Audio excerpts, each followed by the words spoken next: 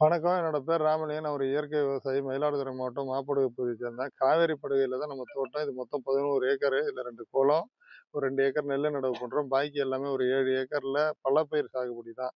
பாத்தீங்கன்னா, அதுல வந்து வாழை, அ கரும்பு, மலவேம்பு, அது மாரி மாங்கன்னு, கத்திரிக்கன்னு, பலாக்கன்னு, கொய்யாக்கன்னு இந்த மாரி எல்லாம் கலந்து நெல்லிக்கன்னு எல்லாமே வச்சிருக்கிறோம். அதுல வந்து நம்ம இத்தன வருஷமா நமக்கு இந்த மாரி ஒரு பிரச்சனைய சந்திச்சதே இல்ல. இந்த நடம் பாத்தீங்கன்னா, ஆத்து தண்ணி வரல. அதே மாரி வெயில் வந்து பன்மடங்கு அதிகமா இருக்கிற மாரி இருக்கு. பயிர்லாம் அப்படியே சருகு வரைக்கும் அந்த குருத்து மட்டை வரைக்கும் காஞ்சு போகுது.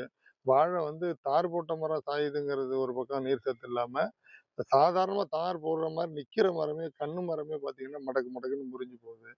அது மாரி இதெல்லாம் வந்து மலவேம்பெல்லாம் பார்த்தீங்கன்னா, அந்த மேல உள்ள குருத்து வரைக்கும் காஞ்சு வருது.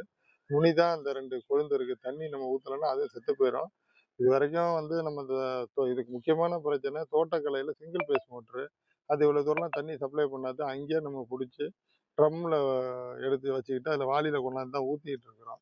இதே 3 பேஸ் சப்ளை இருந்தா நேரடியா கொண்டு வந்து நம்ம ஊத்த முடியும். இங்க ஃப்ரீ கரண்ட் கிடையாது. தோட்டக்கலையில பணம் கட்டி தான் வாங்குறோம். அதையே 3 பேஸா பண்ணி குடுத்தா, நம்ம அந்த பைப் லைன் மூலமே கொண்டு வந்து கிட்டக்க வந்துரும் தண்ணிய நம்ம அங்கங்க விடுறதுக்கு கொஞ்சம் வாய்ப்பா இருக்கும். அத செஞ்சு குடுக்கணும். இதே நிலைமை நீடிச்சதுன்னா எப்படி உணவு உற்பத்தியே மிகப்பெரிய கேள்விக்குறியாகுங்கிற மாரி இருக்கு. நான் வந்து நல்லிச்சாமி ஐயா ஒரு வீடியோ காலையில தான் பார்த்தேன். அத கேட்கக்குள்ள பெரிய அச்சமா இருக்கு. சென்னை மாரி பகுதியிலலாம் இந்த உணவு உற்பத்தி இந்த மாரி எல்லினோவுல வந்து பாதிக்கப்பட்டு ஒரு நமக்கு முந்தைய காலங்கள்ல கிட்டத்தட்ட 100 வருஷத்துக்கு முன்னாடி 2ல 3ல 2 மடங்கு மக்கள் உணவு இல்லாம செத்து போனாங்க அப்படிங்கிறாங்க.